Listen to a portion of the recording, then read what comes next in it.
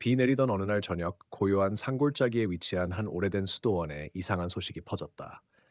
누군가 수도원 담장을 넘어 들어왔어. 수도원의 수사들은 저마다 조용히 주변을 살피기 시작했다. 수도원은 오랜 세월 동안 외부와 단절된 채 명상과 수련의 공간이었다. 하지만 이번에는 다르다. 작은 새벽 공기가 갑자기 긴장으로 무거워졌다. 그 순간 한 마리의 흰 개가 덤불 사이에서 나타났다. 그의 털은 차우차우견처럼 부드럽고 풍성했으며 눈빛은 야생의 불꽃을 담고 있었다. 다소 미친 듯한 눈빛이었다. 수도원의 닭들과 그 병아리들이 멀리서 깨어나 웅성거리기 시작했다. 흰개가 다가오자 닭들은 당황하며 모여들었지만 개는 이상하게도 닭들에게 해를 끼치지 않았다. 오히려 조심스럽게 그들과 어울리려 했다. 수도원의 노스승인 혜진 스님은 멀리서 이 모습을 지켜보며 깊은 한숨을 내쉬었다. 이 개는 단순한 길 잃은 개가 아니다. 뭔가 다른 사연이 있을 것이다. 며칠이 지나면서 흰 개는 수도원의 일원이 되었다. 하지만 이상한 일들이 하나둘씩 벌어지기 시작했다. 닭들이 알을 낳는 장소가 갑자기 사라지기도 하고 병아리들이 미스터리하게 한밤중에 사라지는 사건도 생겼다. 혜진 스님은 개의 행동을 유심히 관찰했고 개가 누군가를 찾는 듯한 눈빛으로 수도원 이곳저곳을 헤매는 것을 발견했다. 어느 날 밤 폭풍우가 몰아치는 가운데 수도원 깊숙한 곳에서 갑자기 기묘한 울음소리가 울려 퍼졌다. 그 소리는 마치 누군가 도움을 청하는 듯했고 흰개는 그 소리를 쫓아 급히 달려갔다. 그곳에서 마주한 것은 예상치 못한 존재와 사건이었다. 천둥이 밤하늘을 갈라놓고 번개가 수도원의 오래된 기와 지붕 위를 하얗게 밝혔다. 혜진 스님은 흰개의 뒤를 쫓았다. 개는 눈빛 하나 흐트러짐 없이 어둠 속을 헤쳐나아갔다. 그들이 도착한 곳은 수도원의 가장 오래된 구역, 출입이 금지된 지하실 앞이었다. 문은 굳게 닫혀 있었지만 개는 문 앞에 앉아 마치 무언가를 기다리는 듯 조용히 울었다. 그 울음소리는 기묘했다. 슬픔과 분노, 그리고 그리움이 섞여 있었다. 여긴 30년 전 봉인했던 곳이다. 혜진 스님의 기억 속에서 하나의 오래된 장면이 떠올랐다. 수도원의 불길한 기운이 감돌던 그 해 정체불명의 사건이 연이어 일어났고 결국 이 지하실은 절대 열지 말라는 금기와 함께 봉인되었다. 하지만 지금 이 낯선 흰 개가 그 문 앞에서 울고 있는 것이다. 그 순간 지하실 안에서 들려오는 미세한 긁는 소리, 그건 틀림없이 생명체의 소리였다. 혜진 스님은 스스로 놀랄 만큼 침착하게 열쇠 꾸러미를 꺼냈다. 쇠문이 천천히 열리는 소리와 함께 눅눅하고 오래된 먼지 냄새가 코를 찔렀다. 그리고 그 속엔 작고 떨리는 병아리 한 마리가 있었다. 혼자가 아니었다. 눈이 익숙해질 무렵 스님은 경악할 수밖에 없었다. 지하실 안에는 오래전 사라졌다고 생각했던 수많은 병아리들과 몇 마리의 닭들이 있었다. 그들은 모두 공포에 질린 눈으로 스님을 바라보았다. 어떻게 여기에? 하지만 더 놀라운 것은 그 병아리들 사이에 앉아 있었던 작은 소녀의 형상이었다. 희미한 달빛이 그녀를 비췄을 때 스님은 경악했다. 그 소녀는 30년 전 수도원에서 사라졌던 혜린이었다. 아직도 8살의 모습 그대로 시간이 멈춘 듯 차가운 눈으로 그들을 바라보고 있었다. 스승님, 그녀의 목소리는 낮고 떨렸지만 분명했다. 이 개는 내가 보낸 거예요. 나를 구하러. 소녀의 고백과 과거의 진실. 30년 전 혜리는 수도원에서 사라졌다.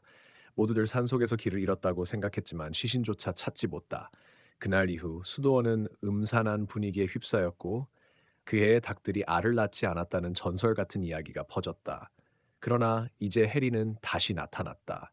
시간이 멈춘 아이로 동물들과 함께 지하 깊숙한 곳에서 그녀는 떨리는 목소리로 말했다.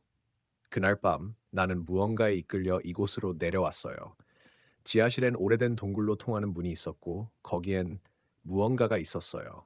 눈에 보이진 않았지만 들을 수 있었고 느낄 수 있었어요. 그 존재는 내 이름을 알고 있었어요. 스님의 등골이 서늘해졌다. 그 존재는 날 잡아 가두었고 병아리들도 함께였어요. 그 후로 나는 꿈을 꾸기 시작했어요. 꿈속에서 항상 흰 개가 나를 바라보고 있었어요. 그리고 오늘 마침내 그 개가 날 찾았어요. 스님은 믿기 어려운 이 이야기에 말문이 막혔다. 하지만 눈앞에 펼쳐진 현실은 어떤 변명으로도 설명할 수 없었다. 혜린이 지하실을 나서자 병아리들과 닭들이 일제히 따라 나왔다. 그 흰개는 조용히 혜린의 옆에 섰다. 그 모습은 마치 오랜 시간 약속된 재회처럼 신비롭고 따스했다. 어둠의 속삭임. 하지만 평화는 오래가지 않았다. 그날 밤 수도원의 다른 수사 하나가 악몽을 꾸고 비명을 질렀다. 그리고 다음 날 아침 수도원의 한 벽에 검은 글씨로 적힌 문장이 발견되었다. 그 아이는 돌아와선 안 됐다. 그 문장은 벽에 박혀 있었고 어떤 불로도 지워지지 않았다. 수도원 안의 분위기는 다시 얼어붙기 시작했다. 혜린이 나타난 뒤로 알 수 없는 바람이 불고 경전의 글자가 뒤바뀌며 병아리들 중 일부가 이유 없이 쓰러졌다. 심지어 흰 개마저 밤마다 울부짖기 시작했다. 이건 단순한 귀환이 아니야. 혜진 스님은 깨달았다. 무언가가 혜린과 함께 나왔다. 30년 전 지하실에서 시작된 그것은 아직 끝나지 않았다. 그리고 그것은 다시 눈을 뜨고 있었다. 그날 이후 수도원은 평온하지 않았다. 병아리들의 울음은 점점 줄어들었고 남은 몇 마리조차도 구석에 몰려 겁에 질린 채 떨고 있었다. 흰개는 낮에는 조용히 앉아 있었지만 밤만 되면 지하실 문 앞을 맴돌며 짖었다. 그 짖음은 경고 같았다. 무언가가 가까이 다가오고 있다는 보이지 않는 공포의 그림자가 서서히 수도원을 감싸고 있다는 예감. 혜진 스님은 도서관의 깊은 서가로 향했다. 30년 전, 그날 이후 아무도 열어보지 않은 고문서 보관실. 쇳덩이로 된 문을 열자 눅눅한 먼지 냄새와 함께 오래된 종이 냄새가 코를 찔렀다. 그곳에서 그는 오래된 나무 상자를 하나 발견했다. 겉면에는 이렇게 쓰여 있었다. 금기의 연대기, 절대 열지 마시오. 하지만 지금은 금기를 어길 수밖에 없었다. 수도원이 기록되어 있었다. 잊혀진 수도원의 진실 상자 안에는 가죽으로 제본된 두꺼운 고서가 들어 있었다. 책장을 넘기자 수도원의 역사와 함께 과거의 어두운 장면들이 자세히 기록되어 있었다. 137년 전 수도원이 세워졌을 때 이 땅은 이미 그것에게 속해 있었다. 그 존재는 인간의 언어로 설명할 수 없는 고대의 존재였고 매년 한 생명을 바쳐야만 잠들어 있었다. 하지만 30년 전 그 계약이 깨졌다. 이유는 알 수 없었지만 그 해에 제물로 바쳐질 아이가 사라졌고 그 대가로 그것은 깨어나 수도원 아래의 지하 동굴에 틀어박혔다. 혜진 스님의 손이 떨리기 시작했다. 그의 사라진 아이, 혜린. 그리고 지금 혜린이 돌아왔다. 그 존재는 살아있는 생명을 통해 꿈을 꾼다. 그것의 꿈은 현실을 왜곡하고 기억을 지우며 시간을 멈추게 한다. 한번 그 꿈에 빠진 자는 현실로 돌아오지 못한다. 갑자기 등 뒤에서 낙엽이 부스럭거리는 소리가 들렸다. 스님이 뒤돌자 그곳엔 혜린이 서 있었다. 그녀의 눈동자는 전보다 훨씬 깊고 어두운 빛을 띠고 있었다. 현실과 꿈의 경계. 읽으셨죠? 혜린이 낮게 물었다. 그건 사실이에요. 나는 30년 동안 그 꿈속에 갇혀 있었어요. 병아리들과 닭들도 나처럼 갇힌 존재들이었어요. 그 존재는 나를 놓아준 게 아니에요. 그건 나를 통해 이 세상으로 나오려는 거예요. 혜진 스님의 눈이 커졌다. 그래서 개는 그녀는 흰 개를 바라보았다. 그 순간 개의 눈에서 희미하게 빛이 났다. 그건 단순한 개가 아니었다. 이 아이는 수호자예요. 그것이 깨어나지 않도록 감시하는 오래된 약속의 수호자. 하지만 수호자는 이 세상에 오래 머물 수 없어요. 그 존재가 완전히 깨어나면 이 아이는 사라질 거예요. 흰개는 조용히 스님의 옆에 다가와 앉았다. 그 눈빛은 말없이 말했다. 시간이 얼마 남지 않았다. 봉인의 깨짐. 다음 날 새벽 수도원의 지름이 다시 열려 있었다. 하지만 그 안은 비어 있었다. 어제까지 존재했던 동굴 입구는 사라졌고 대신 바닥에 이상한 문양이 그려져 있었다. 그 문양은 살아 움직이는 듯 느릿하게 빛을 내고 있었다. 그 문양 한가운데 작은 병아리 한 마리가 쓰러져 있었다. 이미 숨이 끊긴 상태였다. 그날 밤 수도원의 종이 스스로 울렸다. 수도원 전체가 울림과 함께 흔들렸다. 시작됐어. 혜린이 입을 열었다. 매일 같은 꿈. 뒤바뀐 수도원 이후로 수도원의 사람들은 하나둘씩 악몽에 시달리기 시작했다. 매일 같은 꿈, 끝없는 계단을 내려가는 꿈, 계단의 끝에서 들리는 기괴한 속삭임, 그리고 깨어났을 때 그들의 기억 일부는 사라져 있었다. 자신의 이름을 잊은 수도사도 있었고, 심지어 어떤 이는 자신이 인간인지조차 의심하기 시작했다. 꿈이 현실을 삼키고 있어요. 해리는 더 이상 아이처럼 보이지 않았다. 그녀는 수도원 도서관에 고문서독하며 방법을 찾고 있었다. 방법은 하나예요. 수호자를 중심으로 봉인을 다시 완성해야 해요. 그 문양 안에서 희생을 통해 해진 스님이 물었다. 누가 희생되어야 하지? 해리는 조용히 자신을 가리켰다. 흰개의 눈물. 그날 밤 흰개는 수도원 마당에서 조용히 울고 있었다. 그 울음소리는 이 세상의 것이 아니었다. 혜진 스님은 개에게 다가갔다. 네가 그녀를 막을 수 있나? 개는 천천히 고개를 저었다. 그건 그녀의 선택이라는 뜻이었다. 바람이 불었다. 수도원 곳곳에 초가 꺼졌고 경전의 페이지가 스스로 넘겨졌다. 어딘가에서 무너지는 소리가 들렸다. 지하에서 그 존재가 깨어나고 있었다. 의식의 준비. 해리는 제단 앞에 앉았다. 그녀의 주변엔 병아리들과 닭들이 원을 그리며 조용히 둘러앉았다. 흰개는 중앙에 섰다. 그녀는 마지막으로 말했다. 내가 이 꿈을 끝낼게요. 내가 그 존재의 문을 닫을게요. 스님은 그녀의 손을 붙잡았다. 혼자 두지 않을 거야. 그 순간 대지는 다시 한번 흔들렸고 재단의 밑바닥이 갈라지며 검은 안개가 솟구쳤다. 그들은 함께 어둠 속으로 걸어 들어갔다. 재단 아래 갈라진 땅 틈 사이로 끝없이 이어진 동굴이 나타났다. 검은 안개는 생명을 탐하듯 손처럼 꿈틀거리며 그들을 반겼다. 해진 스님, 해린, 흰개, 그리고 몇몇 용기 있는 수도자들이 함께 그 길로 들어섰다. 차가운 기운이 피부를 찌르듯 스며들었고 동굴 벽에는 수천 년 전부터 새겨진 듯한 이상한 문양들이 어지럽게 얽혀 있었다. 그 문양 중 하나는 희미하지만 분명히 눈을 형상화한 것이었다. 무언가가 이들을 바라보고 있었다. 이제 돌아갈 수 없어요. 혜린이 말했다. 이 길은 꿈과 현실의 경계입니다. 무언가가 금기의 경계.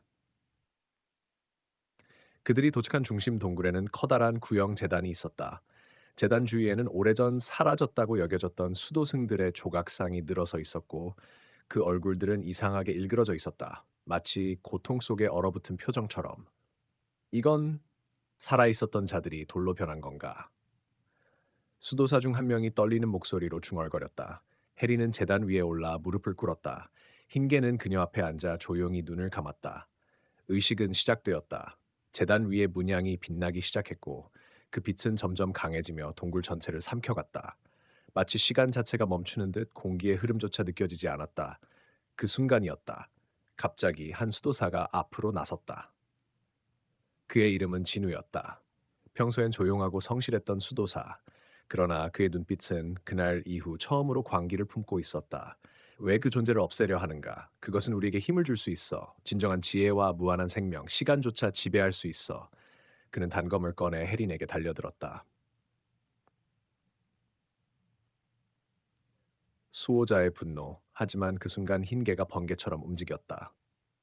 그의 몸에서 빛이 터져 나왔고 그 빛이 진우를 튕겨내며 동굴 벽에 내리꽂았다. 진우는 그 자리에서 쓰러졌고 그의 손에서 떨어진 단검은 땅에 박혔다.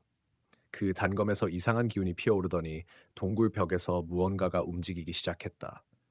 봉인이 약해졌어. 혜린이 숨을 헐떡이며 말했다. 이대로라면 그 존재가 완전히 깨어나. 그러나 이미 늦었다. 진우가 칼을 꺼내든 순간 그 존재는 깨어날 준비를 마쳤다. 고대의 존재 동굴 바트에 동굴 바닥이 뒤틀리며 커다란 눈이 열렸다.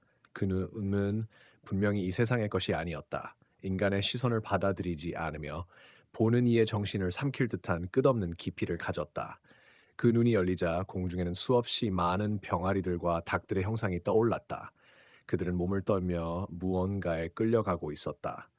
그 존재는 살아있는 자의 기억과 생명을 먹고 있었다. 그만둬. 혜린이 재단 위에서 외쳤다. 그녀는 스스로를 향해 단검을 들었다. 자신의 피로 봉인을 다시 그리려는 것이었다. 하지만 혜진 스님이 그녀의 손목을 붙잡았다. 그렇게는 안 돼. 너는 살아야 해. 또 다른 분 그 순간 흰개가 짖었다. 그 소리는 단순한 짖음이 아니었다. 그건 마치 고대의 주문처럼 울려 퍼졌고 동굴의 천장이 흔들렸다.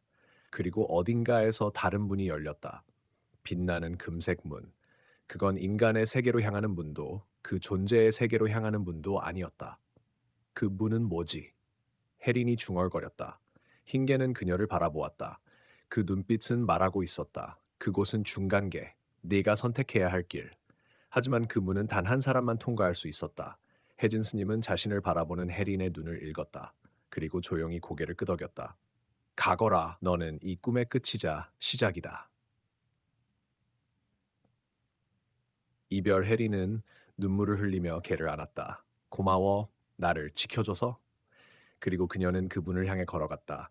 문 안에서는 부드럽고 따뜻한 빛이 흘러나왔다. 그건 어쩌면 그녀가 어린 시절 잃어버렸던 기억, 잃어버렸던 시간의 향기였다. 문이 닫히자마자 동굴은 거세게 흔들렸다. 그 존재의 눈이 다시 닫히기 시작했고 재단의 문양은 빠르게 회복되었다. 진우의 몸은 점점 돌처럼 굳어갔다. 그는 마지막으로 외쳤다.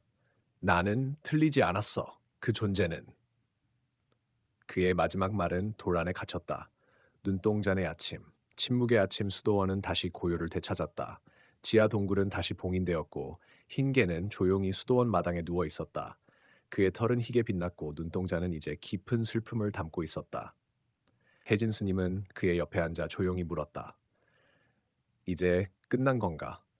흰 개는 고개를 들어 하늘을 바라보았다. 하늘은 맑고 푸르렀다. 그 순간 멀리서 닭들이 우는 소리가 들려왔다. 그리고 조용한 병아리 울음. 남겨진 생명은 다시 시작을 의미했다. 시간은 흘러 혜린이 금빛 문 속으로 사라진 지 벌써 석 달이 지났다. 수도원은 겉보기에 평온해졌고 닭들과 병아리들도 다시 마당을 뛰놀았다. 그러나 그 평온은 얕은 물 위에 비친 하늘처럼 쉽게 일그러질 운명이었다. 어느 날 아침 새로운 수도승이 수도원의 문을 두드렸다. 그의 이름은 성재였다. 젊지만 눈빛은 깊었고 이질적인 차분함이 있었다. 그는 자원에서 이 고요한 수도원에 오고 싶었다고 했지만 속내는 아무도 몰랐다. 묘한 느낌. 성재는 첫날부터 이상한 점을 느꼈다. 마당을 걷는 흰개는 누구의 것도 아니면서도 마치 수도원의 수호신처럼 행동했다. 닭들과 병아리들도 이상하게 지능적인 동작을 보였다. 마치 무언가를 지켜보고 기록하고 있는 듯했다. 하루는 성재가 묵고 있는 방의 천장에서 낡은 종이 뭉치가 떨어졌다. 그것은 누군가가 오랜 시간 숨겨둔 일기장 같았다. 오늘도 해리는 꿈에서 눈을 떴다. 꿈속에서 누군가가 나를 부른다. 그 눈은 너무 깊어 빠질 것 같아 무섭다. 하지만 이상하게 익숙한 기분이다. 그 글을 읽으며 성재는 마음속에 이상한 불안감을 느꼈다. 그는 스스로에게 물었다. 도대체 이 수도원에서 무슨 일이 있었던 거지? 그림자의 시작. 그림자의 시작. 며칠 뒤 수도원 근처 마을에서 아이가 사라졌다는 소식이 들려왔다. 그리고 연이어 또 한 명. 경찰도 어쩔 수 없었다. 아무 단서도 남지 않았다. 마을 사람들 사이에서는 오래된 전설이 다시 회자되기 시작했다. 옛날 눈처럼 하얀 짐승이 아이들의 영혼을 데려갔다더라. 성재는 그 이야기를 듣고 등골이 서늘해졌다. 그 짐승, 수도원 마당에서 매일같이 보는 그 흰 개와 닮지 않았는가? 숨겨진 방 성재는 밤마다 수도원 구석을 돌아다녔다. 그러다 어느 날 오래된 창고 뒤편에서 이상한 흔적을 발견했다. 벽에 희미하게 그려진 고대 문자, 그리고 닫힌 문. 그 문을 열자 기이한 서늘함이 그를 삼켰다. 그곳은 지하로 이어지는 또 다른 통로였다. 아마도 혜린이 사라졌던 그 동굴과 연결된 통로였다. 벽에는 수많은 그림이 있었다. 한 여인이 금빛 문을 지나고 흰 개가 눈을 감고 있는 모습. 그리고 그 뒤엔 새까만 구체. 눈, 그것은 여전히 수도원 아래에 존재하고 있었다. 환영. 환영.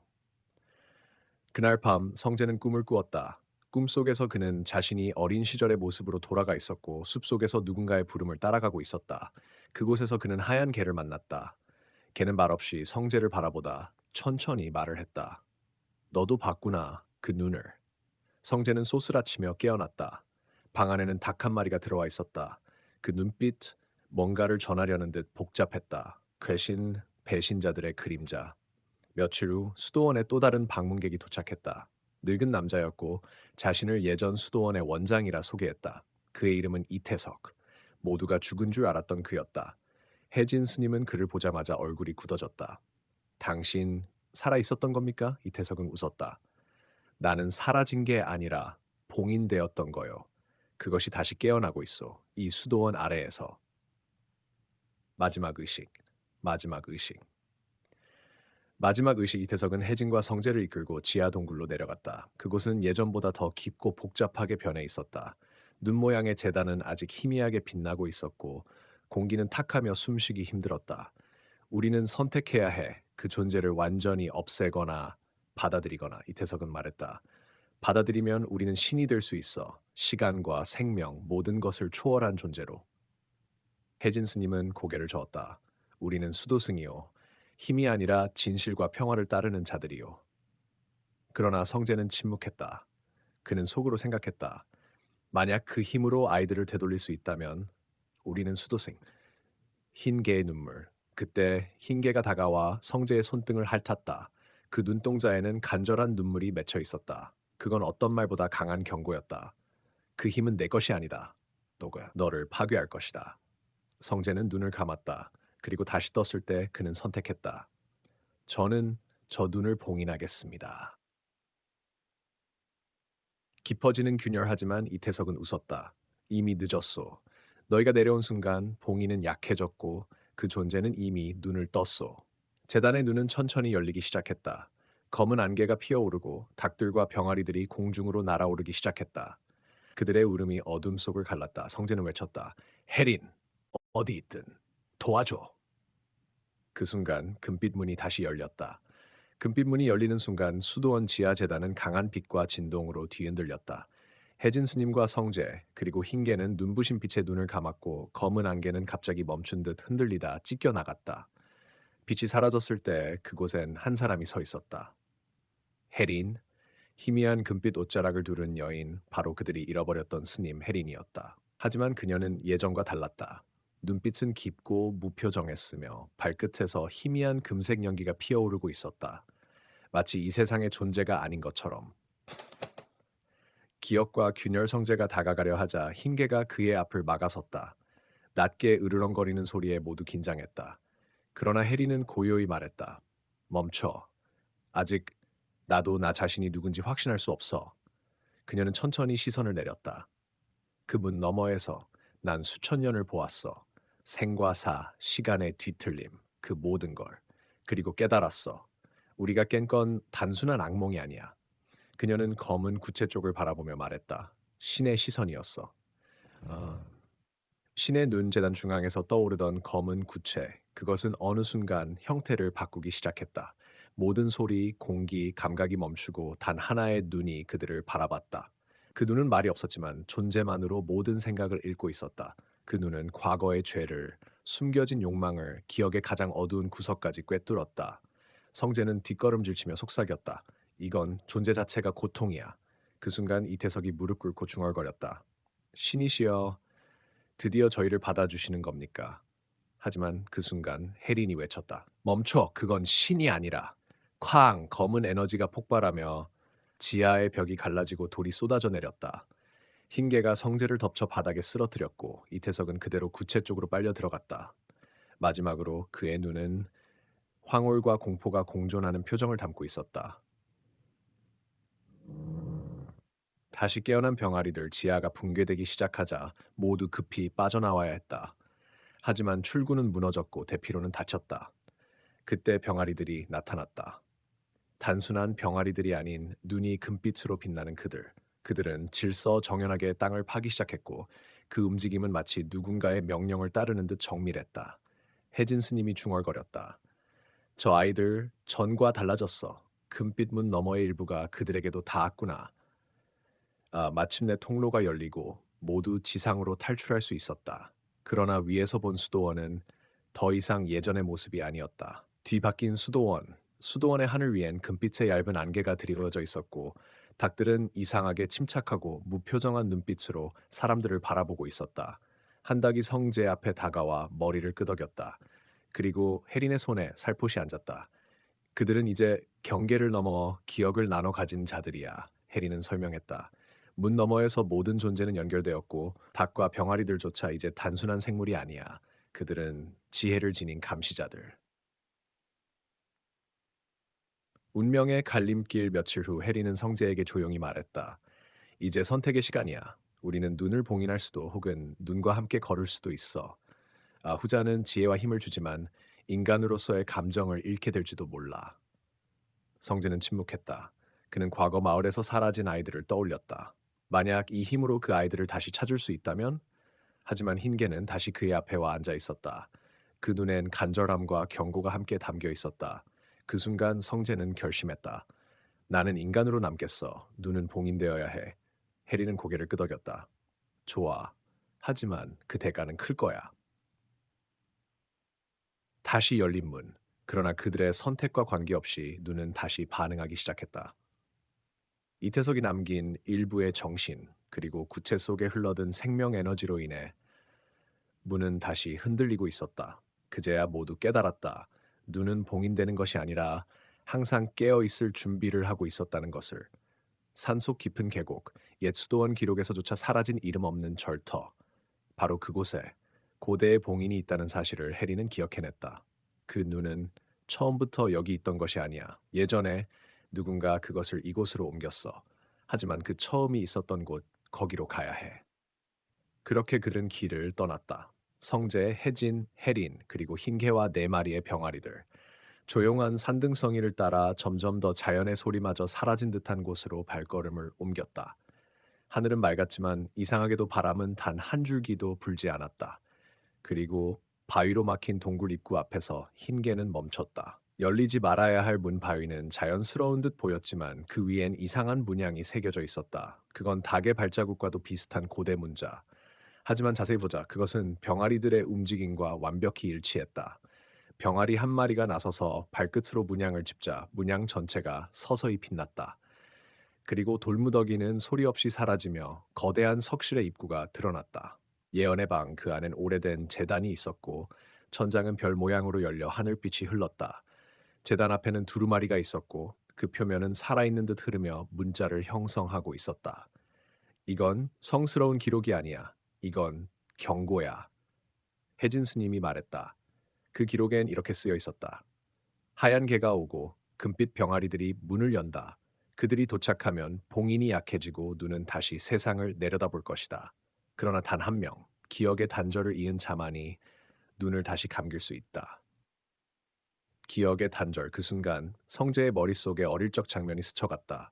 산속에서 길을 잃고 이상한 꿈을 꾸던 날 하얀 개와 똑같은 존재가 자신을 지켜줬던 기억. 그 개는 말없이 울타리 밖에서 앉아 있었고 그의 곁엔 병아리 한 마리가 있었다. 설마 나? 혜린이 고개를 끄덕였다. 그래, 넌 이전에도 눈을 마주친 적이 있어. 하지만 기억을 봉인당한 채로 살아온 거야. 너는 연결된 자야. 고대의 파수꾼, 갑자기 석실벽이 흔들리며 어둠 속에서 거대한 형체가 등장했다. 그것은 새의 형상을 한돌 조각상이었지만 눈은 붉게 빛났고 발톱은 칼날 같았다. 고대의 파수꾼, 봉인을 지키는 존재야. 혜진이 말했다. 조각상은 천천히 움직이며 입을 열었다. 너희는 다시 열쇠를 들고 왔다. 세상의 눈을 깨우러 왔는가 아니면 잠재우러 왔는가? 혜린이 앞으로 나섰다. 우리는 눈을 감기러 왔다. 그러자 조각상이 움직임을 멈췄다. 그렇다면 시련을 받아라. 시간의 시험. 석실 전체가 빛에 휩싸이고 모두의 주변이 왜곡되기 시작했다. 눈을 뜨자 그들은 모두 과거의 순간으로 돌아가 있었다. 성재는 다시 어릴 적 엄마를 잃었던 날로, 혜진은 수도원에 처음 발을 디뎠던 순간, 해리는 눈을 처음 마주한 악몽 속으로. 각자 자기만의 고통과 선택 앞에 섰다. 그 선택에서 진심을 보이지 않으면 그들은 현실로 돌아올 수 없었다. 성재는 울고 있는 어린 자신에게 다가가 말했다. 슬퍼도 돼. 하지만 여기서 머무르지 마. 넌 더 큰 길을 걷게 될 거야. 그 말에 소년의 눈에서 눈물이 떨어졌고 하늘이 갈라지며 현실로 돌아가는 문이 열렸다. 각성 셋 모두 석실로 돌아왔을 그러나 이제는 조용히 잠들어 있었다. 마지막 봉인 해리는 구슬을 손에 쥐고 말했다. 이걸 병아리들이 보관할 거야. 그들은 의지를 가지게 되었고 인간보다 더 오래 더 정직하게 이 눈을 지킬 수 있어.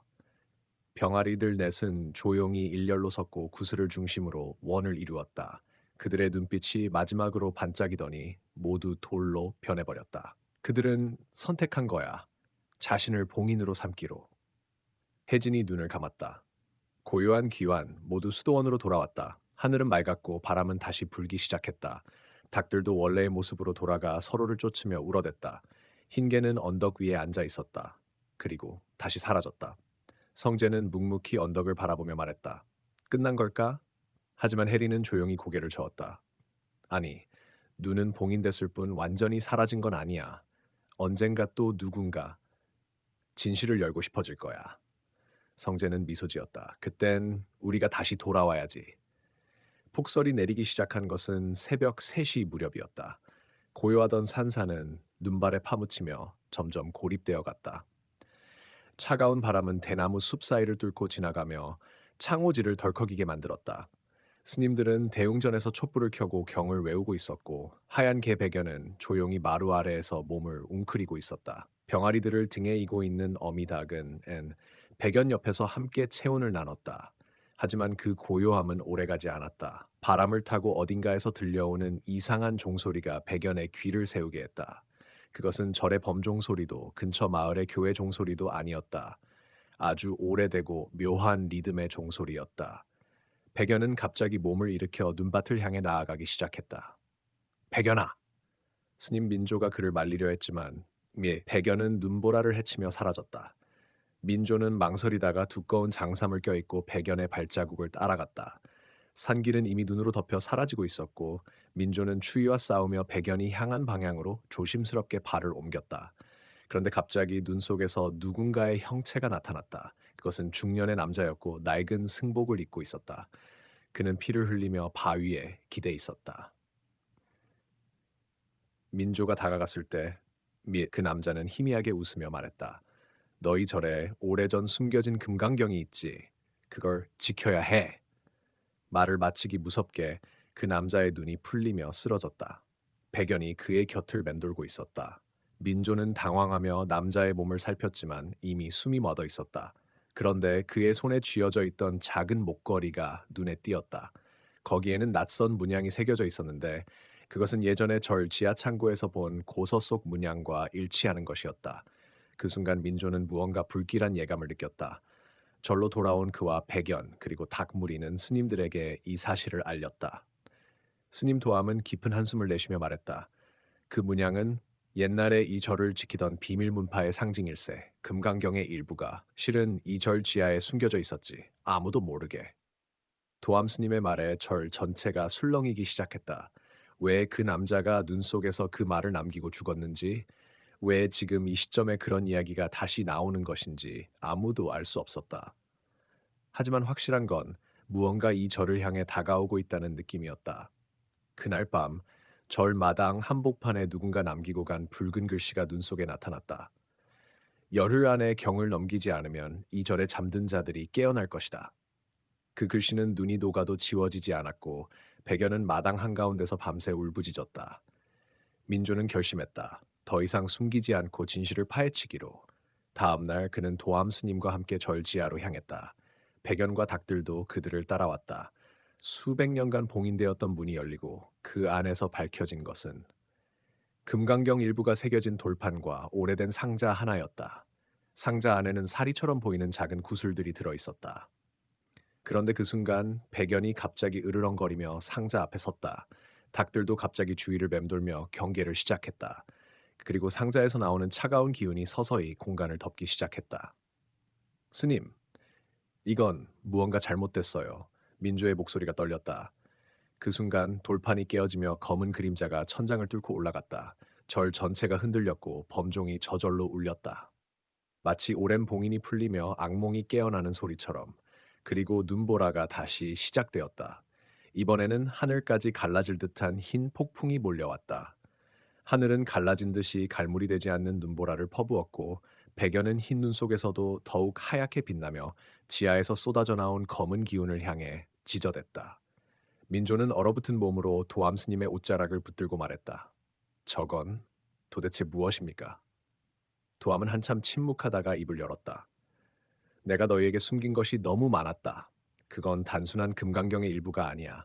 이 절의 창건자였던 법지 스님이 남긴 경전은 사실 저주였지. 그 안엔 이 절을 수호하면서도 동시에 파멸시킬 수 있는 금기가 담겨 있었어. 민조는 벽에 새겨진 고문자를 떠올렸다. 그 중엔 이렇게 적혀 있었다. 순백의 수호자가 나타나야 잠든 파멸이 깨어나지 않으리. 백연. 어쩌면 그는 단순한 개가 아니었다. 눈보라는 점점 더 심해졌고 절 안팎으로 초자연적인 현상들이 나타나기 시작했다. 연못에서 얼음이 깨지며 검은 손이 튀어나왔다. 닭장 속에서는 병아리들이 날개를 퍼덕이며 공중으로 떠오르기 시작했다. 그러나 어미닭은 놀라지 않고 마치 그 순간을 기다렸다는 듯이 눈을 감고 가만히 있었다. 그때 절 마당 중앙에서 백연이 외치듯 짖었고 닭들과 병아리들이 일제히 그 주위를 감쌌다. 흰 깃털과 털이 함께 소용돌이치듯 감돌았고 순간 검은 그림자가 다시 나타나 몸을 솟구치려 하자 병아리들이 작은 울음소리로 진동을 일으켰다. 그 소리는 단순한 울음이 아니라 고대 범종의 진동과 같은 울림이었다. 이 아이들, 단순한 닭이 아니야. 도암 스님이 중얼거렸다. 법지 스님이 남긴 수호령, 전설 속 700자의 후손일지도 몰라. 7공가는 신라말기 산사를 돌며 사악한 정기를 봉인한 수호령 닭 7마리의 전설이었다. 닭은 평범한 가축이 아니라 경전을 지키는 수호수였던 것이다. 그러나 시간이 없었다. 검은 그림자는 점점 몸을 확장해가며 대웅전을 향해 날아들었다. 민조는 백연의 목줄을 잡고 외쳤다. 가자! 저놈을 막아야 해! 백연은 민조를 따라 달렸고 닭 무리는 하늘로 솟아올라 그림자를 쫓았다. 마치 하늘과 땅이 전쟁을 벌이는 듯한 장면이 절 전체를 감쌌다. 그 순간 대웅전 천장에서 갑자기 누군가의 목소리가 울렸다. 나는 법지다. 내가 봉인한 것은 더 이상 잠들어 있을 수 없다. 새로운 피가 새로운 길을 열었다. 모든 스님들이 경악했다. 도암 스님은 두 무릎을 꿇고 머리를 조아렸다. 법, 나는 잘못된 선택을 했어. 민조는 눈물을 머금고 입을 다물었다. 검은 그림자 속에서 경수의 눈이 그를 바라보고 있었기 때문이다. 함께 가자. 우리가 너를 데려갈게. 백연이 짖었고 병아리들이 다시 소용돌이처럼 그림자 속으로 뛰어들었다. 마치 시공간이 뒤틀리는 듯한 강한 진동이 절 전체를 울렸다.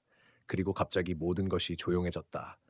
눈보라는 멈추었고 하늘은 다시 평온을 되찾았다. 절 마당엔 백연이 누워 있었고 민조는 그 곁에서 조용히 손을 얹었다. 병아리들은 다시 어미 닭 곁으로 모였고 그들은 평화롭게 잠이 들었다. 그러나 그 순간 백연의 몸에서 희미한 빛이 번쩍이며 하늘로 솟았다. 그리고 하늘에서 울리는 듯한 낮고 깊은 음성. 이제 봉인은 완성되었다. 그러나 평화는 길지 않으리. 민조는 하늘을 올려다보며 되뇌었다. 그럼에도 불구하고 우리는 지킬 것이다.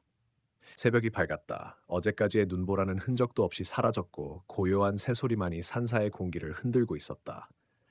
민조는 백연의 몸 옆에 조용히 앉아 있었다.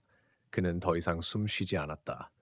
도암 스님은 말없이 향을 피웠고 닭들과 병아리들은 백연 주위를 돌며 천천히 고개를 숙였다.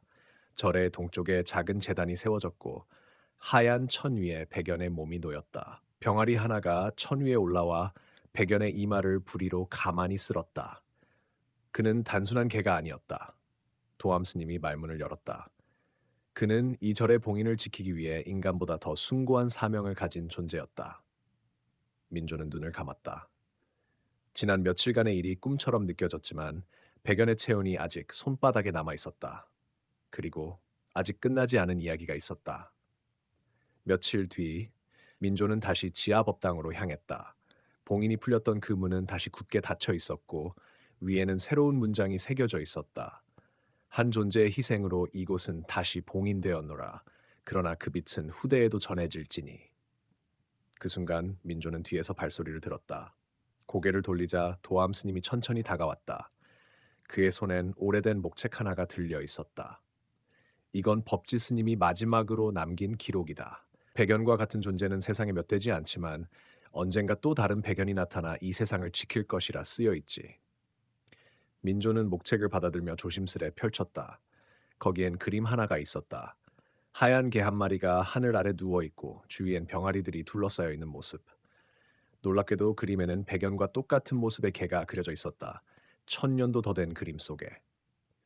이건 어떻게? 민조가 중얼거렸다. 시간은 직선이 아니라 순환이지. 어쩌면 우리는 수백 년 전의 반복을 살고 있었는지도 모른다. 그날 저녁 절에는 다시 평화가 찾아왔다. 병아리들은 자라나 하나둘씩 커졌고 어미닭은 그들을 돌보며 다시 둥지를 틀었다. 절을 찾는 이들의 수는 줄지 않았지만 그 누구도 대웅전 뒤편의 작은 무덤에 대해 묻지 않았다. 그 무덤 앞에는 하얀 돌로 된 비석 하나가 서 있었다. 거기엔 이렇게 적혀 있었다. 백연, 누구보다 순수했던 수호자, 너의 울음은 하늘에 닿았고 너의 발자국은 이 절을 지켰노라. 그날 밤 민조는 무덤 앞에서 오래도록 앉아 있었다. 별이 가득한 하늘 아래서 그는 작은 노트를 꺼내 조용히 적기 시작했다. 내가 처음 그를 만났을 땐 단지 길 잃은 유기견이라 생각했다. 하지만 백연은 우리보다 더 인간적이었고 우리보다 더 순수했다. 그는 말없이 주의를 지키고 무언의 위로를 주었다. 그의 희생은 저를 넘어 내 삶 전체를 바꿨다. 어쩌면 그는 이 절에 보내진 마지막 천사였는지도 모른다.